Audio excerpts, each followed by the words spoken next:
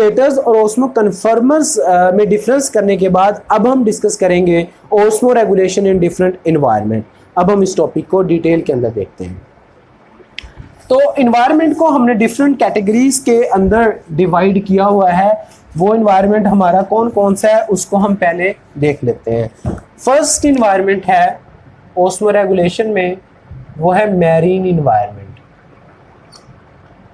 Marine osmo regulation in animals in different environment की हम बात कर रहे हैं। तो पहला इन्वायरमेंट हमारे पास आता है मैरीन इन्वायरमेंट। इस इन्वायरमेंट के अंदर क्या होता है, सबसे पहले जो फिशेस हम बात करेंगे वो करेंगे ओस्मो कन्फर्मर्स की, कि कौन से एनिमल्स हैं जो ओस्मो कन्फर्मर्स हैं।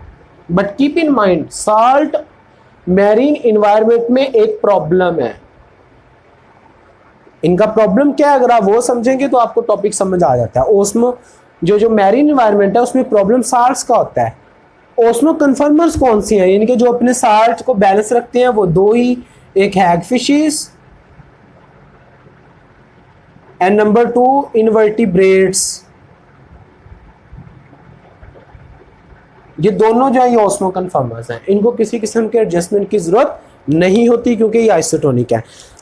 लेकिन जो बोनी कार्टिलेजिनस फिशीज हैं, दूसरी हेडिंग आप बनाएंगे कार्टिलेजिनस फिशीज। ये कैसे करती हैं अपनी बॉडी के अंदर साल्ट को मेंटेन, ताकि बाहर से साल्ट एंटर ना हो। इनके अंदर कार्टिलेजिनस फिशीज के अंदर क्या करते हैं जी, 2 मैकेनिज्म है, ठीक है, जिसके जरिए ये अपने साल्ट को बैलेंस रखती है। Number 1 kidneys and number 2 is rectal glands. Okay, rectal glands, ये 2 मैकेनिज्म है जो साल्ट को मेंटेन करते हैं। लेट्स सपोज कि ये मेरे पास एक फिश है, अगर हम इसकी बात करें इन एनिमल्स की, ये एक फिश है, इसके अंदर जो किडनीज हैं, किडनीज का जो पेयर है हमारे अंदर भी है, इसकी तरह इसकी किडनी है। जैसे ही इनके किडनीज में से ब्लड पास करता है तो साल्ट ये फिल्टर करके मूव करवा देते हैं गिल्स में। वाटर आ रहा है मैरीन गिल्स के थ्रू ही, और उसके नतीजे में वाटर ये क्या करते हैं, इनका मैकेनिज्म है कि किडनी के अंदर वो साल्ट को फिल्टर करते हैं और मूव करता है वही वाटर टुवर्ड्स गिल्स। गिल्स में से उस साल्ट को एक्सक्रीट कर दिया जाता है। This is one mechanism through kidneys. दूसरा मैकेनिज्म क्या है, by rectal glands. Rectal glands क्या है, इनकी बॉडी के अंदर एक स्पेसिफिक ग्लैंड्स हैं जो कि स्टोर करते हैं साल्ट को। किसको स्टोर करते हैं, साल्ट को, और फिर वक्फे वक्फे से ये इन ग्लैंड से बाहर एक्सक्रीट करती रहती हैं लाइक यूरिन साल्ट को एनवायरनमेंट के, जिसकी वजह से ये साल्ट इनकी बॉडी में रिटेन नहीं रहता। So due to these 2 mechanism through kidneys and rectal glands, these animal maintain lower salt condition inside body। अब इस मैकेनिज्म में देखें, जो बाहर मैरीन इन्वायरमेंट है, तो मैरीन इन्वायरमेंट में तो ऑलरेडी साल्ट बहुत ज्यादा होगा। इट मीन कि जो साल्ट को हम मूव करवा रहे हैं वो बाहर ज्यादा है अगेंस्ट द कंसंट्रेशन। सो इसको पंप करने के लिए ये कौन सा मैकेनिज्म अप्लाई करते हैं, एक्टिव ट्रांसपोर्ट।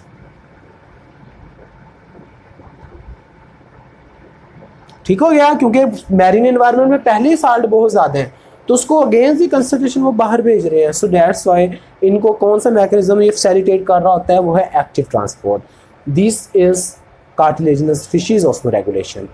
नेक्स्ट है जो दूसरी एग्जांपल, वो है अदर फिशेस। जो बाकी मछलियां वो क्या करती हैं, किस एनवायरनमेंट की, मैरीन एनवायरनमेंट की। उन फिशेस के अंदर क्या होता है, जो ट्राई करती हैं, try to maintain hypertonic condition. Hypertonic condition यानी कि उनकी इंटरनल साइड जो है ना वो हाइपरटोनिक रहे ताकि साल्ट एंटर ना हो। हाइपरटोनिक मीन इनसाइड साल्ट का ज्यादा होना, सल्यूट्स का ज्यादा होना। तो ये क्या करती है, ये करती हैं रिटेन यूरिया।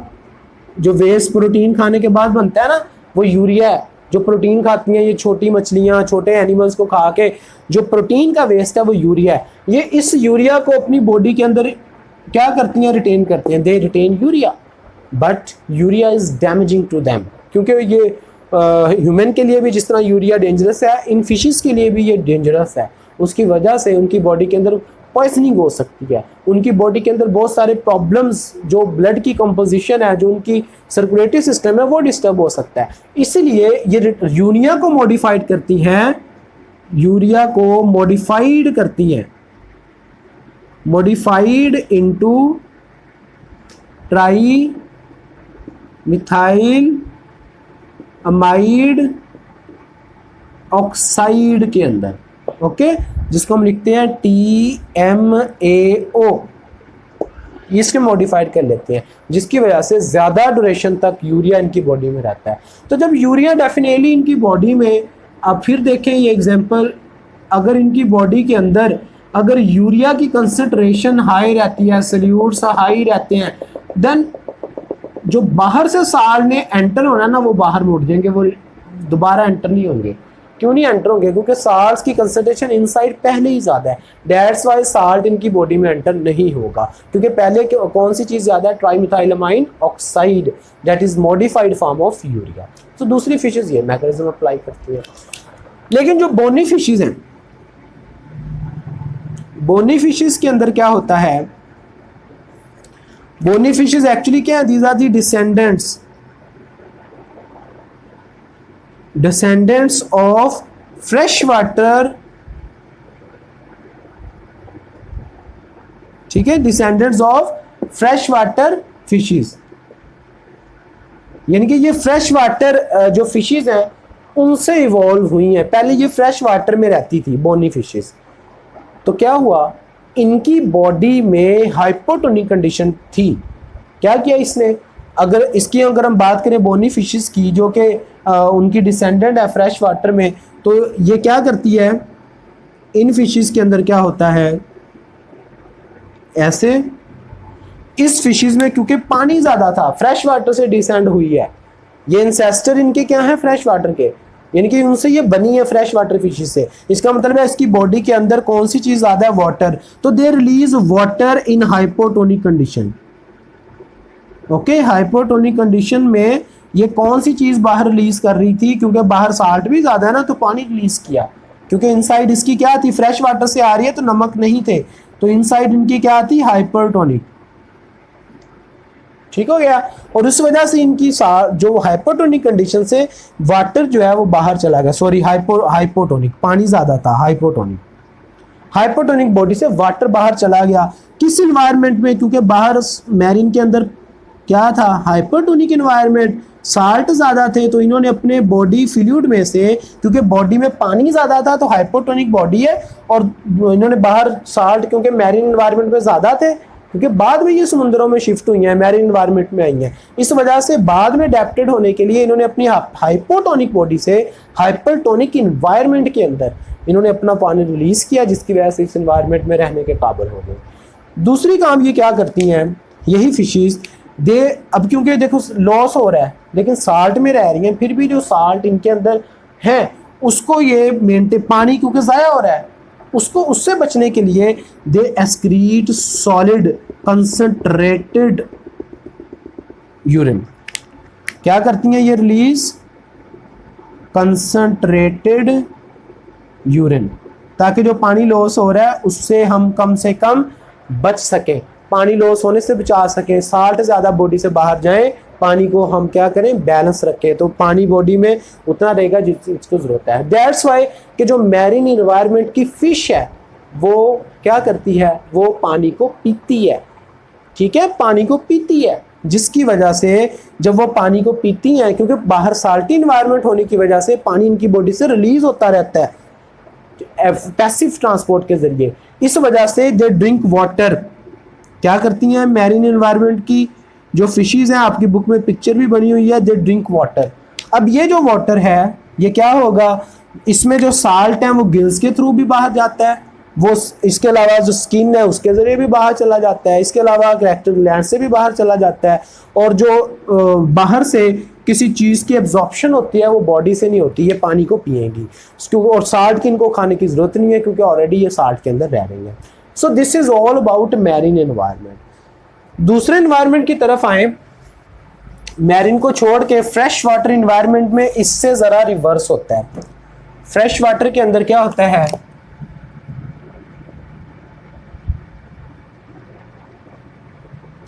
फ्रेश वाटर जो ऑर्गेनिज्म है उनके अंदर प्रॉब्लम किस चीज़ का है, इनके अंदर साल्ट्स का प्रॉब्लम था, इसके अंदर वाटर फ्लडेड होता है, इनकी बॉडी फ्लडेड होती है, बॉडी इनकी क्या होती है, फ्लडेड, यानी कि इनको पानी की ज़्यादा प्रॉब्लम आते हैं, साल्ट के नहीं आते, पानी के प्रॉब्लम है, पानी ज़्यादा है। सो जो स्मॉल माइक्रो ऑर्गेनिज्म है, स्मॉल ऑर्गेनिजम्स जिस तरह अमीबा है और दूसरे प्रोटोज हैं, स्मॉल ऑर्गेनिज्म, उनके अंदर अडेप्टेशन है कि उनके पास कंट्रक्टाइल वैक्यूल होता है। क्या होता है, कंट्रक्टाइल वैक्यूल, जिससे उनका साइटोप्लाज्म बचा रहता है। They have contractile vacuole. Let's suppose ये क्या है, ये अमीबा, अमीबा के अंदर जैसे ही पानी फ्रेश वाटर से इनकी बॉडी में एंटर होता है तो जो एक्स्ट्रा वाटर है वो इसी से जब एंटर हो रहा होता है ना मेम्ब्रेन से, तो मेम्ब्रेन ही ऐसे इनवर्ड्स फोल होके उस पानी को अपने अंदर इनक्लोज कर लेती है, और इनक्लोज करने के बाद जो वाटर है वो एक सेपरेट बॉडी, ये अपनी जगह पे वापस चला जाता है, ये एक वैक्यूल के अंदर जो है वो पानी स्टोर हो जाता है, इसको कंट्रक्टाइल वैक्यूल कहते हैं। और उस यही वैक्यूल अगली साइड से आता है और इसको ये क्या करते हैं, पानी को बाहर निकाल देते हैं। This vacuole that storage waste water and extra water, उसको कंट्रक्टाइल वैक्यूल कहते हैं। ये स्मॉल ऑर्गेनिज्म के अंदर तो ये है। लेकिन जो फिशीज हैं, इनके अंदर जो फिशीज हैं वो क्या करती हैं, दे प्रोड्यूस डाइल्यूटेड यूरिन। कौन सा यूरिन प्रोड्यूस करेंगी, डाइल्यूटेड। डाइल्यूटेड यूरिन प्रोड्यूस करने की वजह क्या है, क्योंकि पानी ज़्यादा इनके अंदर आता है तो पतला पेशाब जो है वो, पतला यूरिन जो है वो बना के ये बाहर निकालती हैं। दैट्स वाई ये वाली जो मछलियाँ होती हैं जो आपके फ्रेश वाटर के अंदर रहती हैं, उनके अंदर जो प्रॉब्लम है वो पानी क्या है, ज्यादती, पानी का ज़्यादा होना। इस वजह से दे डोंट ड्रिंक वाटर, ये पानी को नहीं पीती। ओके, पानी इनकी बॉडी के अंदर ही यहाँ से एब्जॉर्ब हो जाता है। लेकिन इनके अंदर प्रॉब्लम किस चीज़ का है, जो कमी है, डेफिशिएंसी, इनके अंदर पानी की डेफिशिएंसी होती थी मैरीन में, इनके अंदर पानी की ज्यादती है, साल्ट की डेफिशिएंसी है फ्रेश वाटर में। दैट्स वाई अपनी बुक पे भी देखिएगा एमसीक्यूज आता होता है, बाहर से ये क्या करती हैं, साल्ट को स्किन के थ्रू जज़ब करती हैं थ्रू एक्टिव ट्रांसपोर्ट से। इस वजह से ये अपने साल्ट की रिक्वायरमेंट को, बाहर से फूड को, साल्ट को एब्जॉर्ब करके जो मिनरल्स आके लगते हैं वो जज़ब कर लेते हैं, जिसकी वजह से इनकी बॉडी के अंदर साल्ट की कंसंट्रेशन मेंटेन रहती है। So this is about fresh water organism. Next is very last topic, वो है ट्रस्टियल इन्वायरमेंट। आखिरी जो बात है वो ट्रस्टियल इन्वायरमेंट की है जो कि हम पढ़ने जा रहे हैं। Third environment is terrestrial environment. Terrestrial, इसमें प्रॉब्लम क्या है, deficiency of water, lack of water इनका प्रॉब्लम है। ठीक है, मैंने प्रॉब्लम साथ साथ लिखी है, इसमें साल्ट का प्रॉब्लम, वाटर की डिफिशिएंसी, इसमें वाटर की अबंडेंस, साल्ट की डिफिशिएंसी, इसमें वाटर एंड साल्ट दोनों की deficiency. So these animals have problem of shortage of water, lack of water और शॉर्टेज ऑफ वाटर जो है वो इनका प्रॉब्लम है। इनमें दो बेसिकली क्लासेस आती हैं जिनको ये प्रॉब्लम का सामना करना पड़ता है, एक आर्थ्रोपोड्स और दूसरे आते हैं वर्टिब्रेट्स, यानी कि जिसमें ह्यूमन भी शामिल है, आर्थ्रोपोड्स एंड वर्टिब्रेट्स। सो इस वजह के अंदर इसमें डिफरेंट स्ट्रक्चरल मेटाबॉलिक अडेप्टेशन है जो हम वन बाय वन डिस्कस करते हैं। पहले देखते हैं इन दोनों के अंदर स्ट्रक्चरल अडेप्टेशंस क्या हैं। स्ट्रक्चरल अडेप्टेशन मीन स्ट्रक्चर में क्या चेंज है कि पानी लॉस ना हो या मेंटेन रहे। तो डेफिनेटली जो आर्थ्रोपोड्स हैं, आर्थ्रोपोड्स के अंदर तो काइटन से बना वैक्सी कोट होता है। काइटनस जो है वो क्या होता है, बाहर कवरिंग होती है जिसको हम काइटनस एक्सोस्केलेटन कहते हैं, काइटन से बना हुआ है, जो हार्ड होता है कॉकरोच के ऊपर, इंसेक्ट्स के ऊपर, जिसकी वजह से पानी नहीं लॉस होता। वैक्सी काइटनस होता है प्लस वो क्या होता है, उसके ऊपर भी क्या होती है, वैक्स, जिसकी वजह से पानी लॉस नहीं होगा। ये स्ट्रक्चर अडेप्टेशन। नंबर 2, वर्टिब्रेट्स की बात करें, जिस तरह ह्यूमन भी है, इनके अंदर कैराटिनाइज्ड यानी कि कैराटिन से बनी हुई स्किन होती है, ठीक है, कैराटिनाइज्ड स्किन, जिसकी वजह से हमारी जो हम सन रेज की वजह से वाटर लॉस है वो मिनिमम होता है कैराटिन प्रोटीन की वजह से। मल्टी लेयर्ड कैराटिनाइड स्किन है और उसकी नेचर क्या होती है, वो मल्टी लेयर्ड होती है। नेक्स्ट जो बिहेवियरल चेंजेस हैं,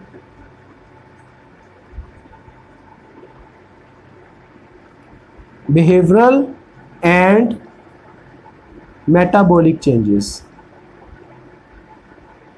मेटाबॉलिक चेंजेस, बिहेवियरल चेंजेस में आप कह सकते हैं कि जिस तरह सर्दियां आती हैं तो हम पानी कम पीते हैं, गर्मियां आती हैं तो हम पानी ज़्यादा पीते हैं। This is our behaviour towards environment. इसी तरह इनकी एक एग्जांपल है कैंगरू रैट। जो कैंगरू रैट है ना, ये मेटाबॉलिक एडेप्टेशन की एग्जांपल है। वैसे कैंगरू रैट ये एक डेजर्ट एनिमल है। क्या है? डेजर्ट एनिमल की एग्जांपल है। ये क्या करता है? इट कंज्यूम करता है कार्बोहाइड्रेटेड सीड। किसके सीड? कार्बोहाइड्रेट से जो रिच सीड होते हैं ये उनको खाता है। और आपको याद होना चाहिए कार्बोहाइड्रेट जब भी टूटेगा तो उससे कार्बन डाइऑक्साइड और वाटर बनता है, ये याद रखिएगा। सो दैट्स वाई अपनी जो एक तो फूड की नीड भी पूरी होगी और इसमें प्रोसेस में जो कार्बन डाइऑक्साइड वाटर बन रहा है, it use for its water purpose, उसको वाटर पर्पस के लिए यूज कर लेता है। ये इनके अंदर मेटाबॉलिक और बिहेवियरल चेंजेस हैं। और ये जो एबिलिटी है टू बेयर टॉलरेंस वो हर एनिमल के अंदर डिफरेंट है, जो कि वो बर्दाश्त करते हैं। एनहाइड्रोबायोसिस इस फिनोमेना को कहते हैं। Ability to tolerate dehydrated condition is different in different environment. Human की किसी और तरह से है, कैंगरू रैट की किसी और तरह से है, प्लांट्स की किसी और तरह की है। That's why this differences create a new term that is called anhydrobiosis. An mean without, hydro mean water, biosis mean life. Water के बिना लाइफ ये कैसे गुजारते हैं। So this is all about very exciting topic and very conceptual topic as osmoregulation in animals, and within topic we discuss about osmoregulation in different environment. Allah Hafiz.